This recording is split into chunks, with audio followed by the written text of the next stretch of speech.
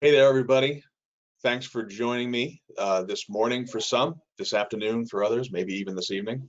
We're at Facilis Technology here in Hudson, Massachusetts in the US with a morning webinar here about version 8 administration. This is part of our webinar series that will cover everything from the creative side of the product all the way through, of course, administration, operation, and some of the cool things that we're doing with remote access and fast tracker asset management. Today is administration. This is the sort of non-creative side of the product.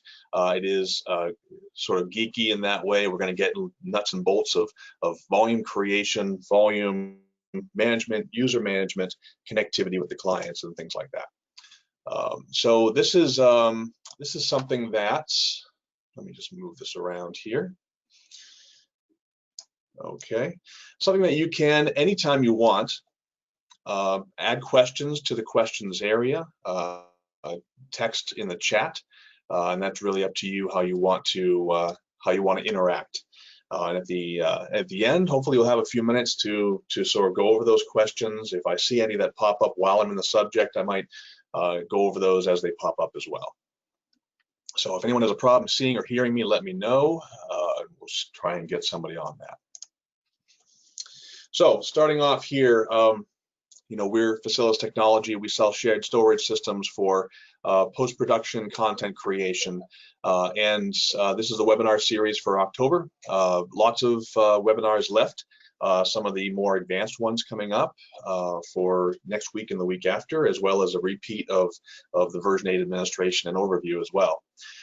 So this is an award-winning storage system. Our hub storage system, along with our object cloud and asset management system called Fast Tracker, has received multiple awards because it's a very well-established combined set of tool sets that give you both, you know, solid, reliable storage and a workflow advantage, you know, for the end users and for your for the jobs that you're doing in your facility.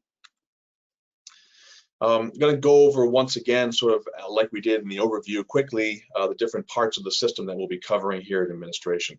So drive group, first of all, is the basis for this shared storage system. And it is a virtualized drive group, remapped blocks that give us consistent performance all the way to 100% capacity. It's a virtual pool of storage so that when you create these managed volumes that we'll talk about, you are doing it sort of across the entire drive set, not just in a single portion or a linear portion of blocks in the drive set. We do both internal spanning and external spanning, which simply means that the amount of groups that you have, depending upon the types of servers they are or a number of servers that you have, can all be incorporated into the same storage volumes that then are project-based for most of our customers. Some customers choose to make very large volumes that are not project-based, and that's up to you, flexible with either of those types of workflows.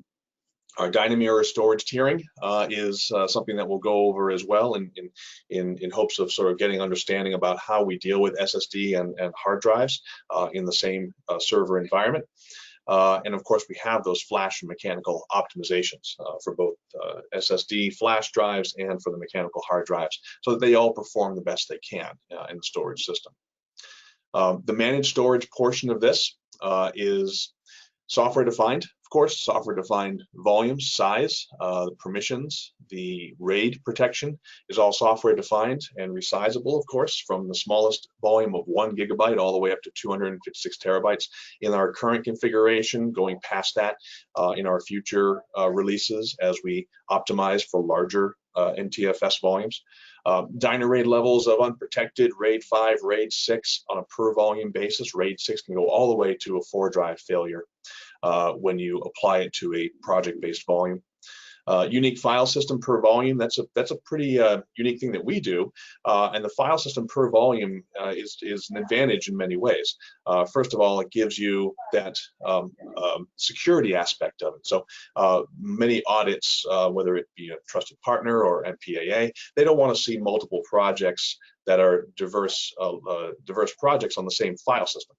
So individual file systems per volume sort of gets through those audits very quickly and easily because we're not sharing that same file system with multiple projects, and thereby having a risk of people seeing things they shouldn't be seeing. It also gives us a way around fragmentation that can happen on a very large volume with multiple projects sitting at the same time, additions, deletions over time.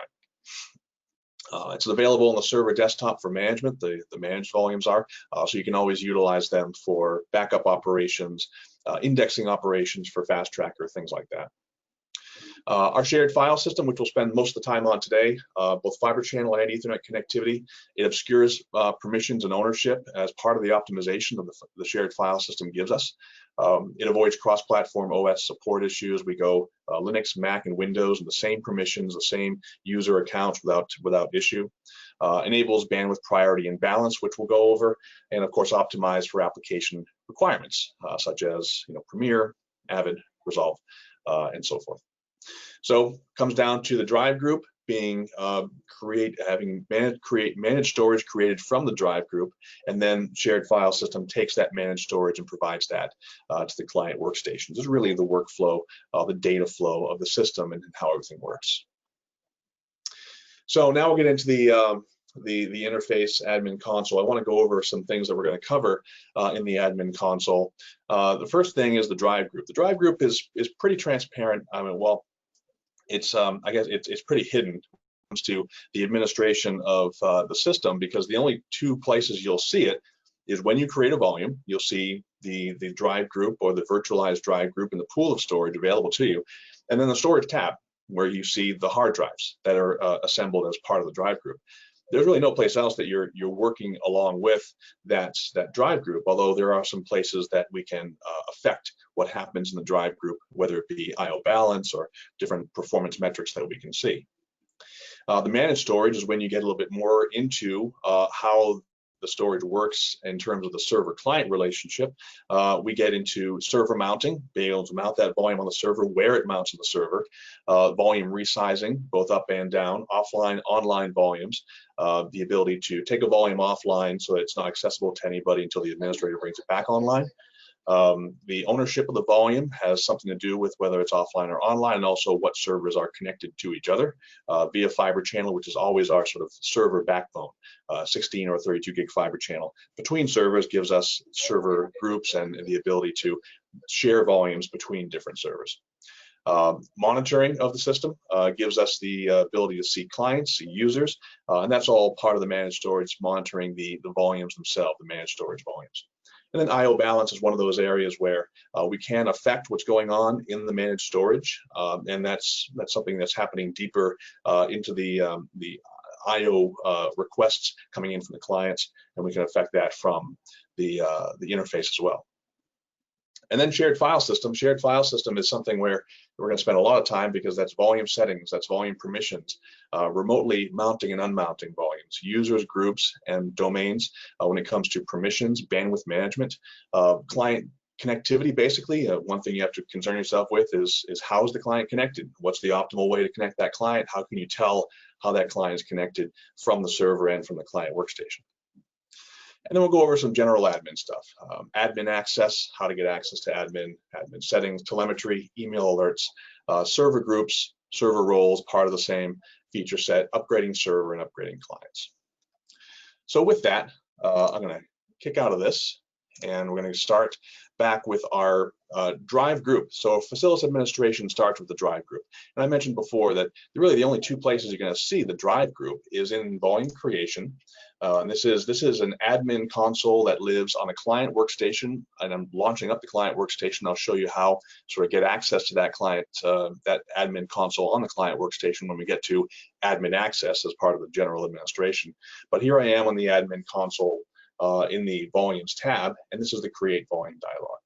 So from here, I have a Facilis 8D with not too much space available, but I have the ability to go unprotected, RAID 5, and a host of RAID 6 options. The RAID 6 options are 6 2-drive failure, 6 3-drive failure, and 6 4-drive failure. There's no such thing as RAID 7 or RAID 8. It's all RAID 6 with multiple drive failures, and this is the multi-disk parity dynamic on a per volume basis that Facilis gives you, and it's really a unique proposition, unique value proposition for shared storage systems out there to allow us to to give customers a way to better protect their data as their drive sets get older. As they start to fail more drives, they can start to create volumes with higher levels of RAID protection. Find me another system that does that, and that's the kind of thing that we're offering with version 8. And that's a very important thing for a lot of our customers who are transitioning from version 7 to version 8 with older servers, which we allow servers all the way back to 2014 or 2013 to transition to version 8 with this new RAID 6 option. You'll see here it starts out with the group being either mechanical or flash, and mechanical drives, of course, hard drives. 90% of what we sell are hard drive systems because of the value of the high capacity and of course high speed, and the cost per gig, of course, in the hard drive world is very good. And SSDs for us serve as very high bandwidth, high randomization options as well. And I can enable external storage simply by clicking this button. This gives me options of spanning volume between servers. So I have two servers here. One is a Facilis 8D, the other one's a Hub 16. And they're connected via 16 gig fiber channel. And in a real world, maybe 32 gig would be a better option for connecting these two, because that way I'll get full bandwidth of each system, either direction, depending on who wants to create that volume and own that volume. But in this case, I can actually do a diverse RAID. I can say, well, I only do RAID 5 on an 8 drive group because I don't expect 2 drives out of 8 to fail. So I normally do RAID 5 to save space. But I do RAID 6 too on a 16 drive group, and I can span both of those together. Different size groups, different RAID protection. I can span them together and create one volume load balanced among those 2 servers. So we give you quite a lot of dynamic aspect of creation of volumes when it comes to this. You can see here that I already have one here called diverse RAID. It's 100 and 200 gigs. It's mixed and stripe. So it tells you that the RAID is mixed. Because if I go over here to storage, this shows me that I have a RAID 5 volume on Facilis 8D and a RAID 6.2 on the Hub 16 that are part of this diverse RAID volume. And of course, diverse RAID volume can be mounted any place on the server or on the client workstations and seen as a single volume, even though it's part of a diverse makeup of different servers and different RAID groups. So that's when we're getting access to the storage group that way, just that pool of storage. The storage tab itself is the second area that we see the underlying drive group. So you can see here that I see both my Facilis 8D and my Hub server. That's because we're part of the same server group, and I'll go over server groups in a bit in the administration portion. But because of that, I can see all the drives in my server group, how much space is available, how much space in RAID 5, how much space in RAID 6 is available between all of those. And I can see all the drives individually. So this is where we would go in and actually locate a drive, potentially remove a drive. If a drive is either missing, failed, I would remove the drive here, and then I would do an add drive. This is the way that we're replacing drives in version 8. It's not just a hot swap and wait. Which was the old sort of version 7 option of, we're going to automatically recover, but they would give you a little more dynamic aspect to it now. So here I can see that the storage group I want to add a drive to is the Facilis 8D. The slot is auto. It just says, I'm going to pick whatever slot's available, and I'm going to put that the drive in, or whatever drives I see and whatever spare drives I see in that slot. That's the slot I'm going to pick, and then I can choose a spare drive here to add to the drive set. So what that's doing is that's putting the spare drive in place of the failed drive. And so by adding the drive, it gets picked up as a spare and starts the recovery. So it's a bit of a step before you get to that automatic recovery, but it's also a stopgap, step to make sure that we're doing all the right things. And by this point, you may just want to call support and just make sure that everything's going right with the drive replacement. This is a full uptime operation as well. No need to shut the server down to replace the drive. So let's go on to a couple more things. Since we've gone over the drive groups, let's go into the managed storage.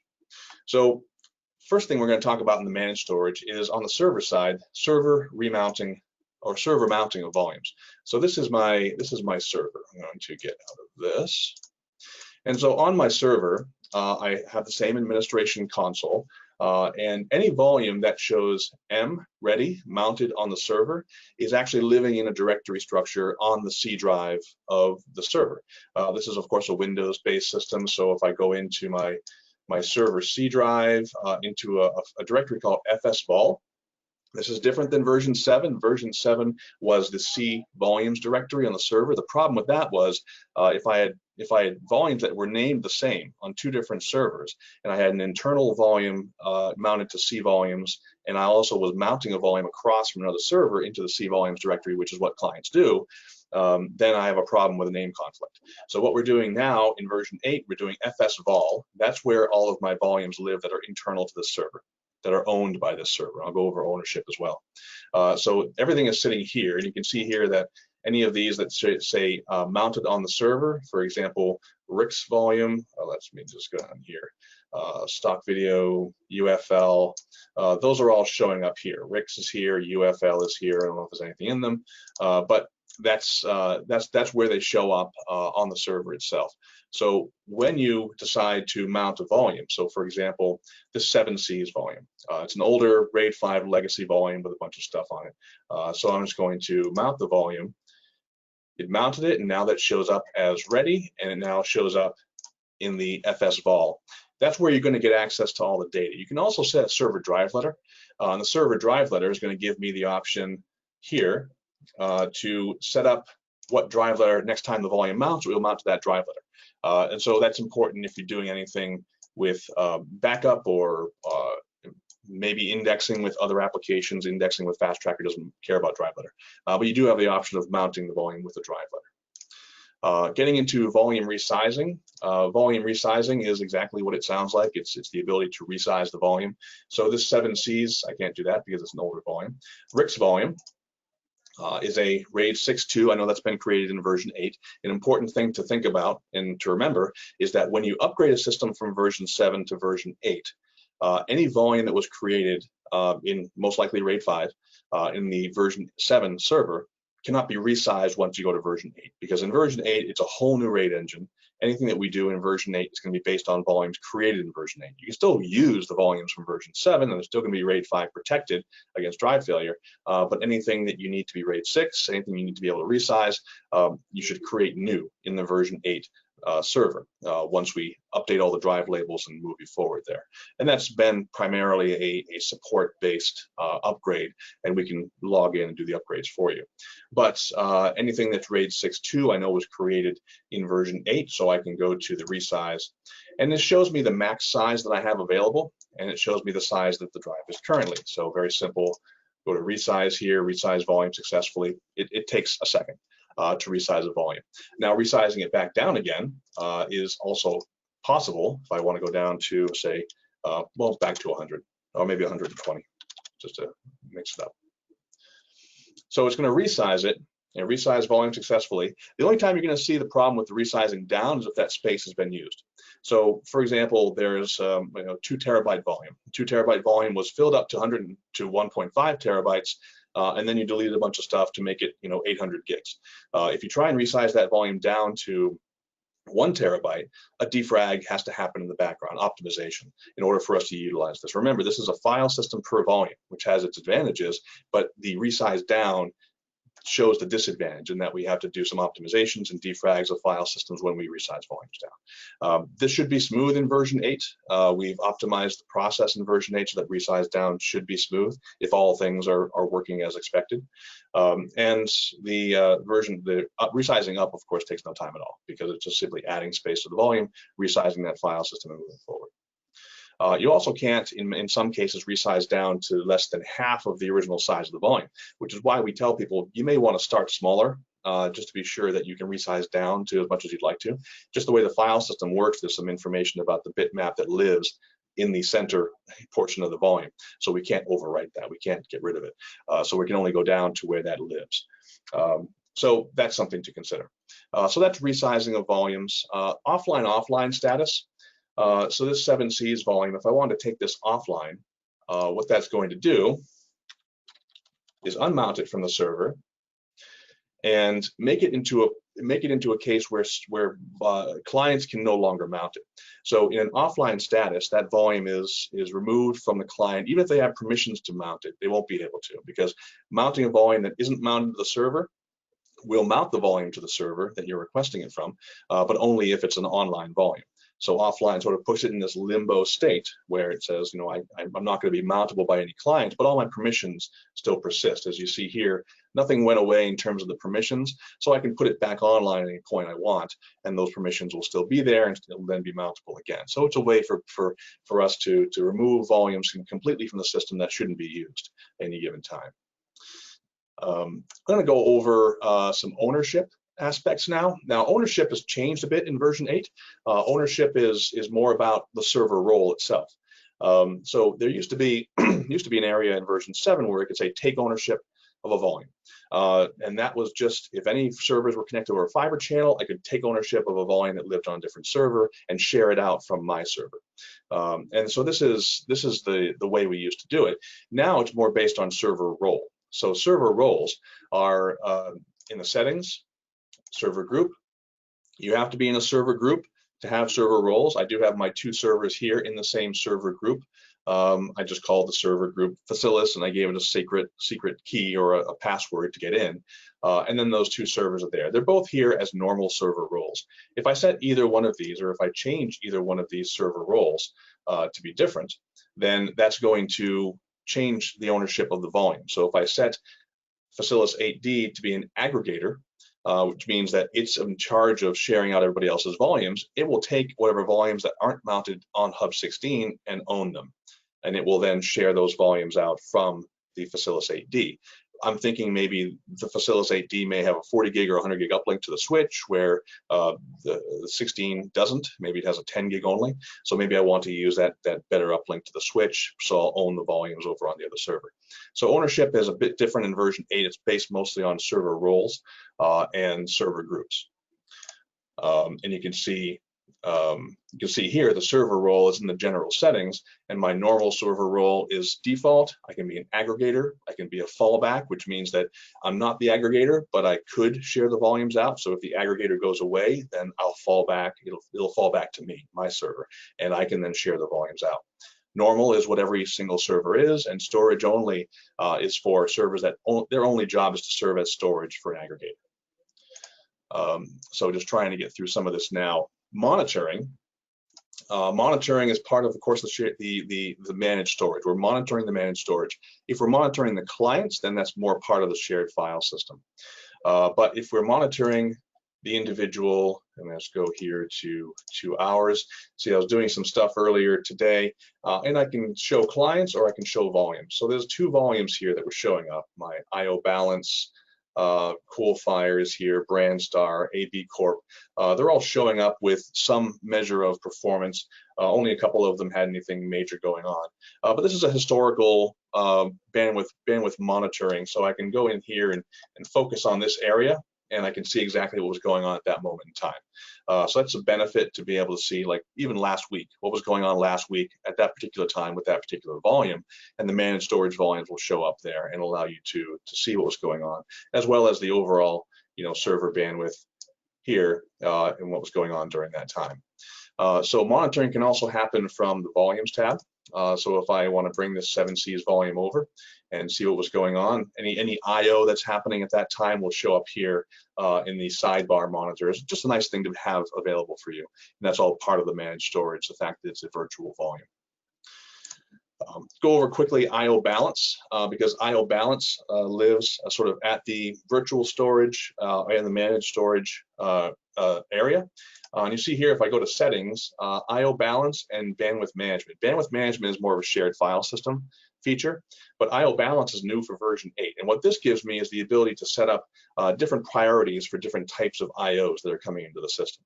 So if I have a capture, that's very important to me. If I'm capturing live, camera, satellite, whatever it might be, live feeds, and capturing is very important to me, I might set write priority at higher than read priority. The numbers here just mean 200 is twice 100, 100 is twice 50. So it's kind of how we work it out. It doesn't all equal a number per se. But write priority I might set to 400, or set that to 200 and set read priority to 100, as long as it's double, what the other one is.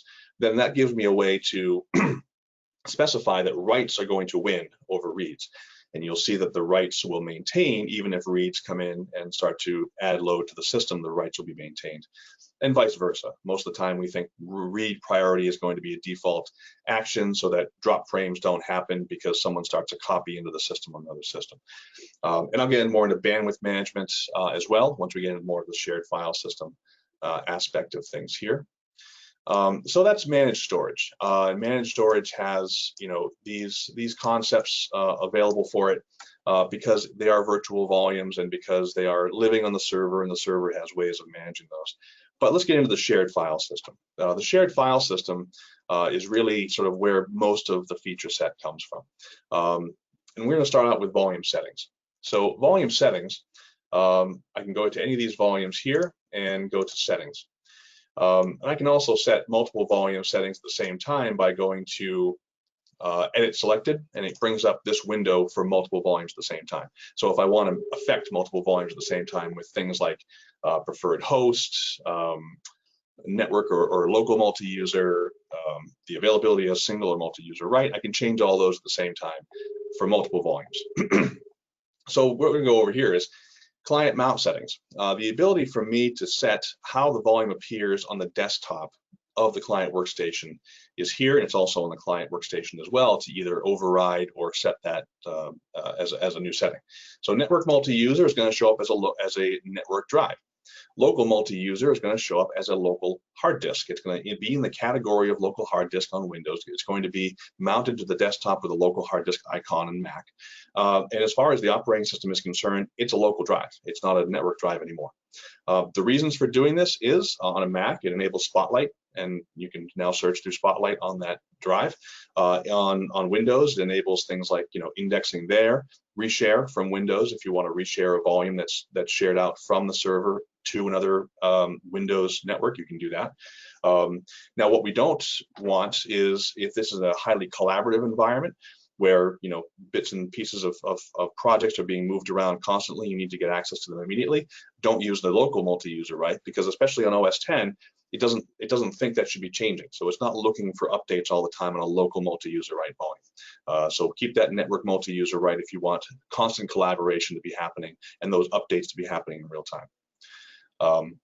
Single user, of course, change from early version 7 and every version before is that we don't have single user write anymore.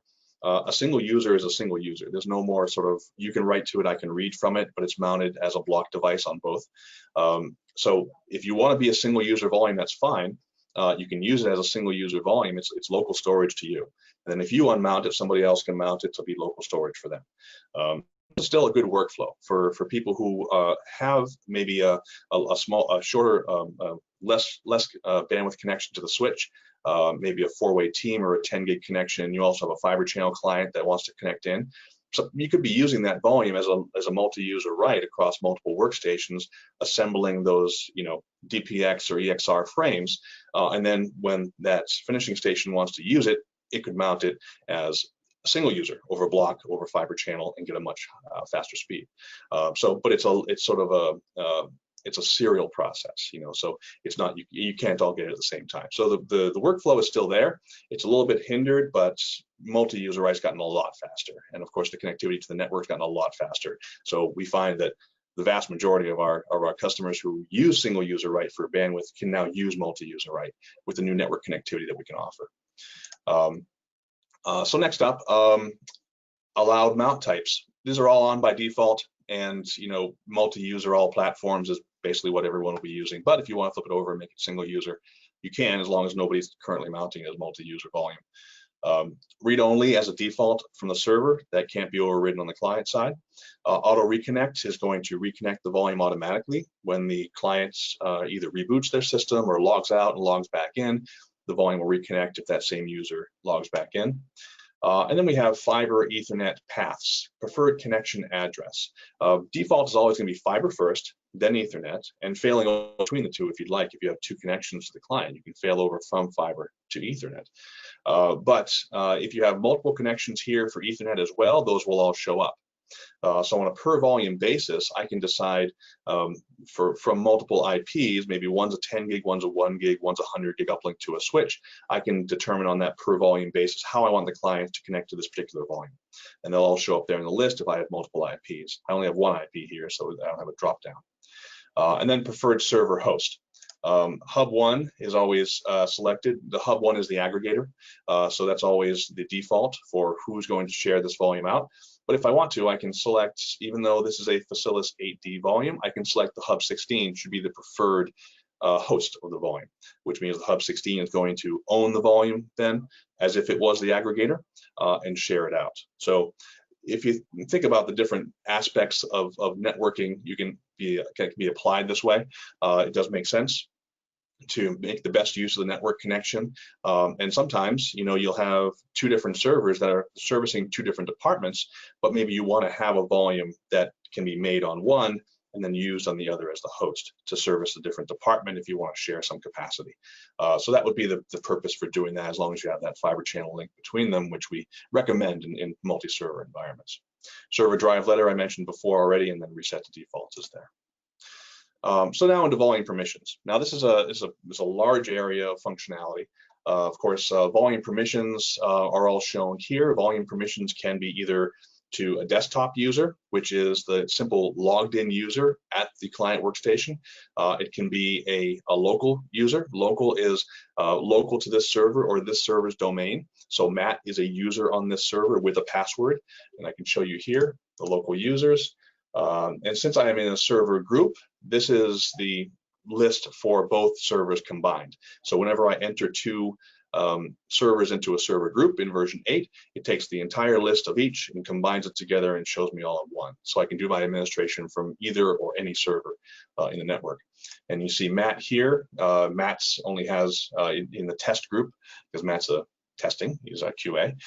So Matt's there and he has a password, and that's how I designate him as a local user. So if I want to add permission, desktop users will show all of the systems, all of the login names of anyone that has logged in to the desktops of the client workstations will show up here, and I can use those to permission the volume.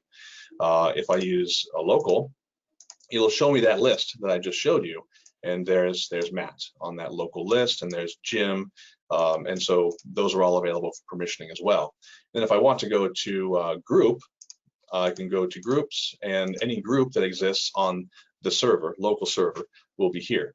Now I also have the ability to go to an Ldap or a different server on the network. I can sort of borrow a different server's user list if I want. With server groups, we don't use that as much, but I can also go to my Ldap. We happen to have a Jump Cloud Ldap account loading here. Just a couple of users, on that, something our developers have been messing with. So going into the Ldap, I can designate users, groups, based on the organizational unit of that. And sort of going into the domains here, I can see in my Jump Cloud here, it has the, once again, kind of geeky Active Directory path name.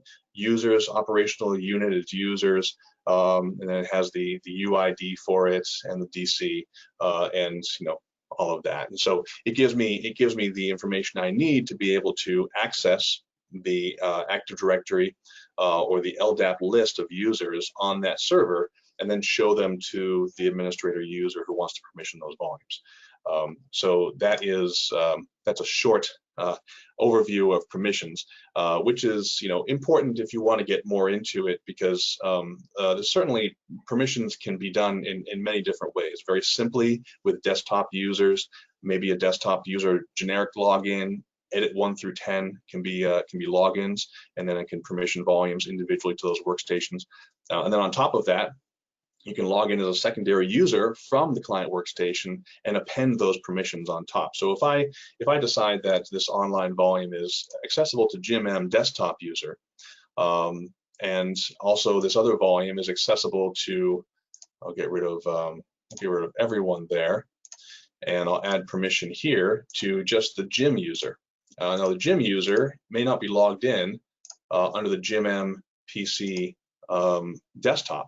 So if I log in as Jim M to the PC desktop as a desktop user, I won't see that VA tapped volume until I log in as Jim with Jim's password, and then that V8 tap volume comes up. So there's multiple layers of permission that we can apply to individual workstations if you'd like, or we can have no permissions at all on the workstation desktop username, such as edits 1 through 10 may have no permissions at all, and then you have to log in with your user password at the client workstation to get access to any volumes. So that's where the permissions comes in, and that's sort of how permissions are managed.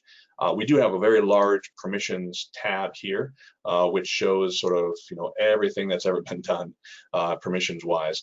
And there, it even covers things that I don't really care about in the server group.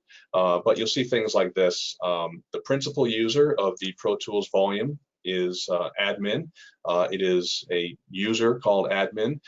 Right permission. It's a desktop user. And so, all of these things could be adjusted with removal of the permissions. I can apply filters so that only desktop users or only local users can be seen here. Makes the list much smaller based on the local users that I have. And these are all ways to sort of get an overall view of a volume. I can search permissions here for here's crazy test volume. I see the principal owner is new test. The domain is a local, so it's a local user with a password. It's there because it's part of a group, so that means that new test is part of a group, maybe the admins group, maybe the editors group, and has write access. And so I can do things like change that from here as well. So the permissions, it's one of those things where you just pop into it and you just see a whole lot of information. But if you know how to filter it down, you start to see exactly the readouts that you're looking for. All right, so I want to go over remote mount, unmount. It's part of the permissions aspect of the system. So if I have here my Mac Pro 2019's Pro, which is that nice Mac user or host name that they give it, Mac Pro 2019 is the desktop user. Based on that desktop user, I have these volumes that are available to that. And so if I just get smaller here and show you that user, so I see the same thing here. So this is, I don't want to spotlight search. So this is the printout on the local desktop of the Mac system, that Mac Pro, and it matches exactly what I see here. That CoolFire is mounted, brand start volume is mounted read-only. I see the same thing here. So what I'm looking at here is a little micro view of exactly what the user will see. So from the administrator perspective, just click on the host name, desktop user, and see the permissions that that user has. So from here, I can do more than that. Since I have this mount button here, I can actually change the status of these volumes on the desktop of that user. And it's as simple as it sounds. So if I come here and decide that I need to move this around, decide that I want this online volume mounted to that local system, but it's going to be mounted as read-only. I can mount that volume. It pops up to the desktop of the Mac, and it's there. So this is a way that our users have found it's very easy to manage users, to manage individual end users on their desktops without having to show them the interface, without having to even train them on how to use the client console or even launch it or even have a shortcut for it at all on the client workstation, especially in the case where these are vanilla rooms. Freelancers are using these rooms often. You don't want to have the client console available to them. Of course, you have to still install the client software from Facilis because that's the shared file system. But you can avoid having those clients accessing the client console at all simply by mounting and unmounting everything from here that they need for their jobs. And of course, unmounting, same thing. You can just remove it from the desktop gracefully. So basically, so the way some systems do is they just pull it away. We actually will unmount it gracefully, close the handles and then do everything properly because we're talking back and forth between the server and the client software. So bandwidth management, that's a part of the shared file system that is version 8 new, and that is something that we're doing that's called bandwidth priority. So if I go into my clients tab, I can see here that I have a priority column that either has normal, low, or high. And this is in the interest of making sure that either the client workstation that is requiring the most data it's the finishing station. You know, it's doing the 4K work, 6K, 8K. It's doing a screening today. You know, it requires the highest quality bandwidth. I'll set that to high priority.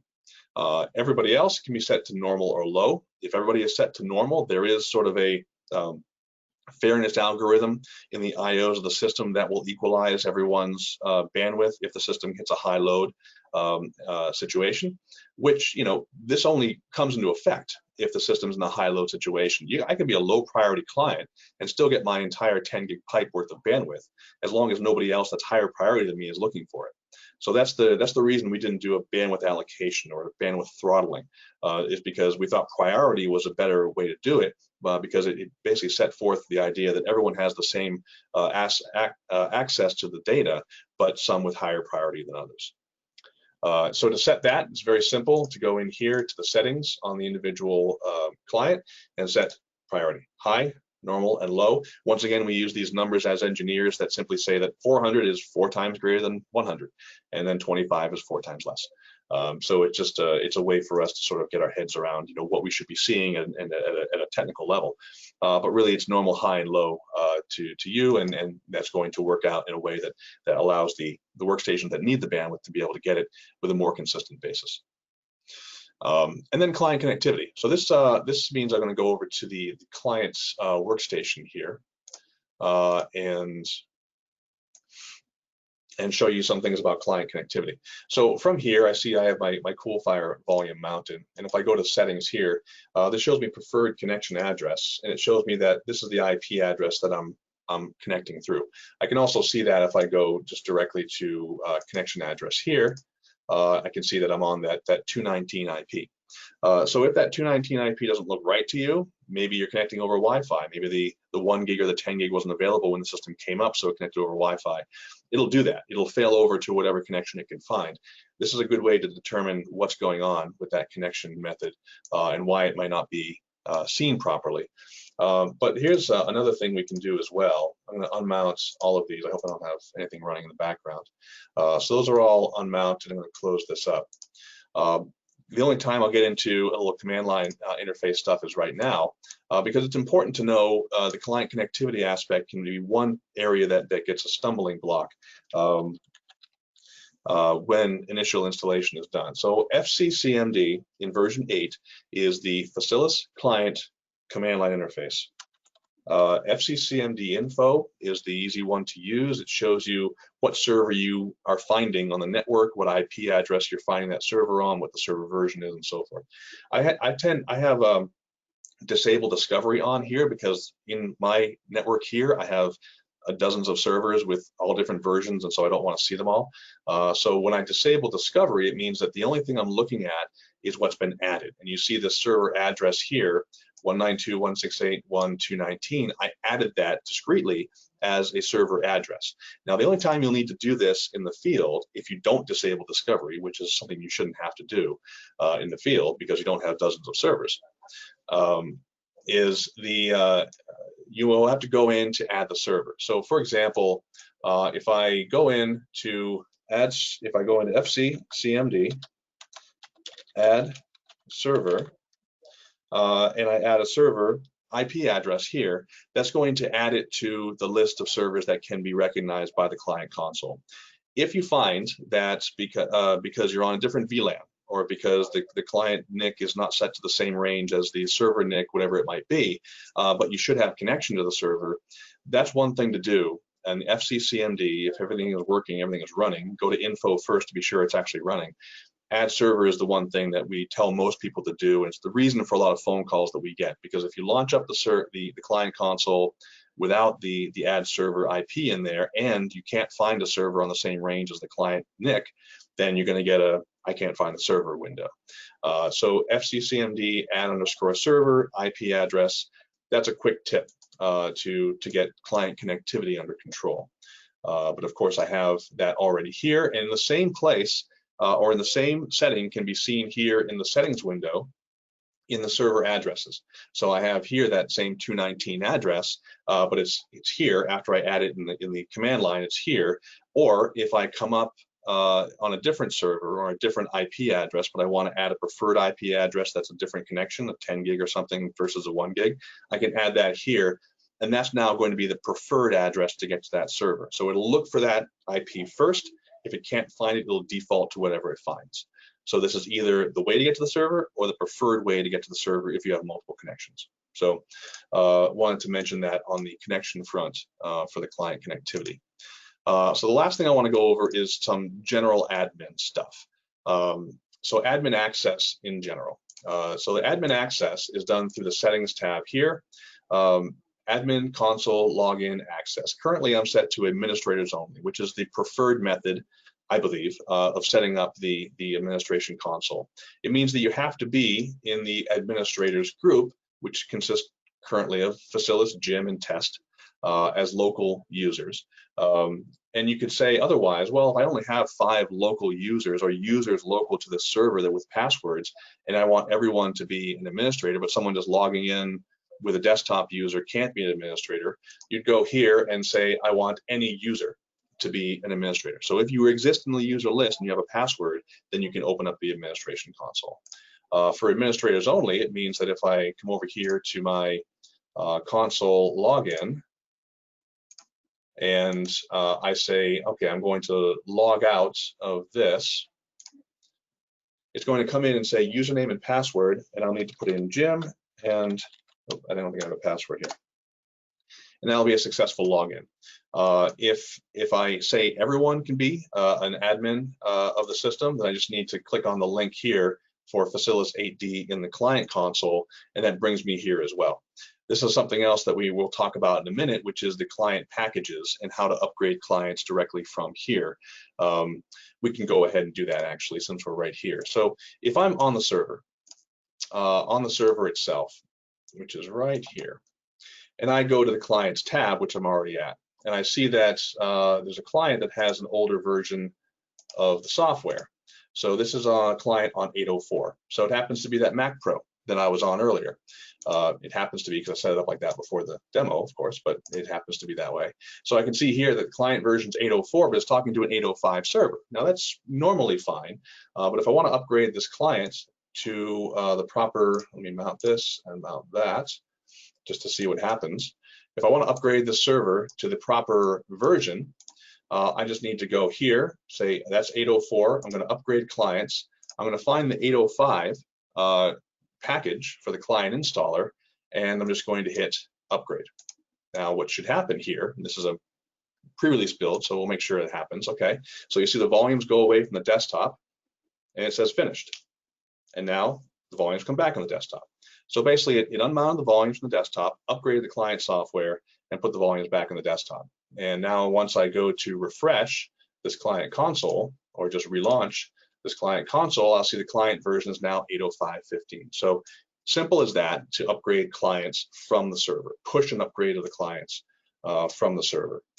And this says warning, clients will disconnect their mounts, of course, because you're upgrading the software. So that is the upgrading the clients. Something else I wanted to mention in the time we have left, some new things that we have developed in version 8, email alerts. So here's the email alert interface, a little bit easier, a little bit more user-friendly than previous versions. Add your email server, add the sender email with its password, recipient of the email, Matt here is getting the emails from here. And I can say I want to notify Facilis. I can say I want a daily report. If you do a daily report, please don't send it to support@facilis.com. That's a lot of daily reports, and we don't want that filling our mailbox. But certainly if you want a daily report to your own email address, you can get that, and also notify Facilis. If set, Hub will send an email to Facilis when alerts occur. We're also getting telemetry. So if you're on the internet, which you have to be to have email notifications work from here, then we're already getting telemetry notices from your server if there is an error. And that error, may prompt us to give you a call if you're an end user. So that's something that we do besides this, but this is more for the end user. If you want to be notified through your email that there is an error, we can do that for you. So we talked about server groups already, the fact that if I'm in a server group, I share the same user accounts and I share the same, the ability to own each other's volumes. And this is important here. If I'm in the same server group with another server, I will see all of those servers' volumes, whether I have show unowned volumes or not, because it's in the same server group. So I'm going to see all of them. Now, the difference is, am I able to own that volume? I'm able to own the volume if I'm a fiber channel connected server with this server. So this Hub 16 IU and Facilis 8D are fiber connected. I know that. So I can take any of these, this print volume, for example, it's a 5 terabyte volume, and I can say mount. And I'm living currently on this Facilis 8D is where I'm launching this admin console. And I can mount that volume. And if all things are correct, then it's going to be mounted here locally to my system. And now that Hub 16 volume called print is sitting right here. It might be empty, it's empty. But that's the print volume, and that's mounted locally to my system now. That's sort of a gain ownership of another volume, another server's volume that's in the same server group as I am. So, you know, all these things are there because we have customers who want various methods of making their volumes dynamic between the servers that you have. So I went over telemetry email alerts, went over server groups, server roles, whether it be aggregator or normal, and then upgrading the client workstation. I showed you upgrading the server is now very simple. It's a simple double click of the installer with version 8. There's no more back room, stuff to do in terms of command prompt or anything. There's no reboot once and then come back up, install, reboot again. It is a simple double click. It installs the software. You reboot, you come back up. What you will have to do is you will have to install the client software on the server if you want to gain access to other servers' volumes on this server desktop. So that's something to consider, is that the client software, the client console software isn't automatically installed in the server. So if you do want to cross-mount volumes, you'll need to do that. And you'll have to also, of course, give a permission to Facilis, which is the desktop user of the server itself. Okay, so let me stop here for a minute. I'm going to go over some of the questions that I have here in the questions area, because there are a few. Okay, so the one question we have is, with version 8, is it possible to expand existing volumes into different drive groups? That's still not possible, and that's an old feature that was called pending volume. I forget what it was, but that went away in version 6, and it was because of the fact that there was really inconsistent behavior when that was happening. So we had customers who was expanding to different drive groups, finding that the server performance would be up or down depending on what file they're reading, depending on the connection between the servers. We had problems with maintaining performance. So we sort of put an end to that. And I realized that that would be a really cool thing to have, is to be able to add a drive group and sort of expand into that drive group. But because of the way that we make volumes in their sort of unique file systems in the Windows environment, it's inconsistent in doing that. So we do recommend and really require that if you want to make a volume larger in the span environment, you make the new volume in the span environment and copy that data over. Another one is how to unmount a volume from the server. Unmounting a volume from the server is simply taking it offline. So if I have a volume that's currently mounted to the server, this UFL volume, it's on the server, it's mounted, it's ready to go, and I take it offline. Offline is removing it from the server's mount, and it means that I can put that back online if I want, and the server still won't mount it until a client requests it. So the only way to unmount a volume from the server is to go offline, and then if you need that volume to then be available again to be mounted later, you need to bring it online again, but it won't automatically mount the volume. Has the number of virtual volumes changed? Yes. So the number of virtual volumes, there's really no limit to that anymore in version 8. The only limit that we have is within the disk management itself. So since these are individual volumes, and if you have span volumes between multiple servers, there can be many individual partitions that make up a volume, a virtual volume. Within the disk management itself, we have a limit of 256 items that can be there. And this is another reason for the offline aspect of the volume management. If you take a volume offline, it removes it from the disk management so that you can make more room for more volumes that are needed to be active in real time, and then they're then available. So 256 is a limit of volumes that we can actually see in disk management, but there is no sort of virtual volume limit. You can have as many as you want, just 256 active volumes at any given time. What is unit number of priority? So the unit number of priority, as I mentioned, is a bit geeky, if you will, a bit engineering focused. There is no sort of equal to this in a megabyte per second. It simply means that if two IOs come in, and one is coming from a low priority client and one is coming from a high priority client, it's going to be 16 times more able to be responded to or to complete at a high priority than at a low priority, because it's 400 versus 25. Those numbers are set just because that's the way the engineers sort of see in their world the priority of IOs coming through. That has no meaning. It's not bandwidth allocation on a megabyte per second number. It's simply priority. And once again, if you set someone to a low priority, but until the server comes into a very high load situation where it has to start applying priority to IOs, you'll always get the full speed, even at a low priority. So that's the magic of bandwidth priority as opposed to bandwidth allocation or throttling. Sorry, Dale, I don't know how to increase my font size. Hopefully you got through that. You can always view the video later if you want in full screen on your Plasma. Is there a way in version 8 to do an audit of all active shares in the servers to a CSV or other method? That was asked earlier in version 8. I think we did something around that, Lewis. I'll have to check on that because that's a good question. And I know in the past we were able to export manager contents to a CSV. I believe we can do something like that now. I'm just not sure if it requires that everything be selected and sort of copied. I think there is a way, and I seem to remember it's very cool, but I'm not totally up on that. So Lewis, I will remember that, and I'll get you an email on that. So sorry, Ben. Yes, if you unmount the volume from the server through an offline operation, it will unmount it from the clients as well. So for example, if I go to my stock video volume here, and I say offline. Sorry, I need something with active mounts. Let me find something here that has an active mount to it. There it is. Okay, so my IO balance volume. So if I take this and I go offline, it's going to say clients have an active mount on the volume. It's going to say 2 active mounts, and here are the names of the clients that are active on this volume.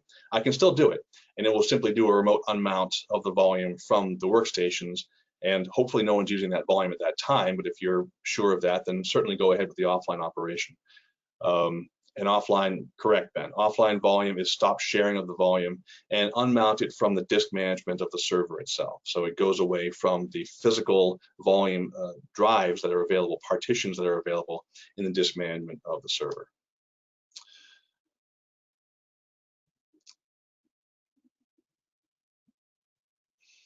So cleaning the number of mounts on the server is done just through the clients tab here and unmounting, or from the clients here. So if I want to remote unmount a volume from multiple clients at the same time, I can simply select all the clients that have the volume mounted. You see I have one over fiber channel and one over Ethernet, and I can just remotely unmount that volume from those clients. So that would be the way to clean up the mounts from the individual volumes. And I don't know if that is something that can be done in bulk. Potentially, yeah. So I think I might be able to do that and just select those. So that way it appends all the different mounts of those volumes. And yeah, so if I do this, remote unmount, all the volumes that are mounted to those client workstations would become unmounted.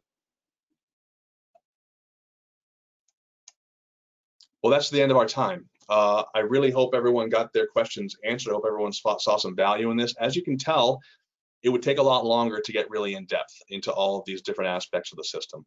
Certainly that's available for you. We're going to have our certification training coming up that we're going to have available hopefully in the month of November, if not October.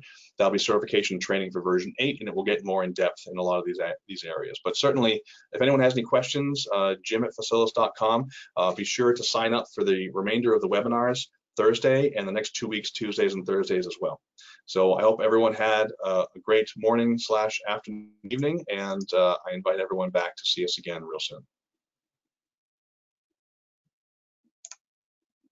Thanks, everybody. Take care.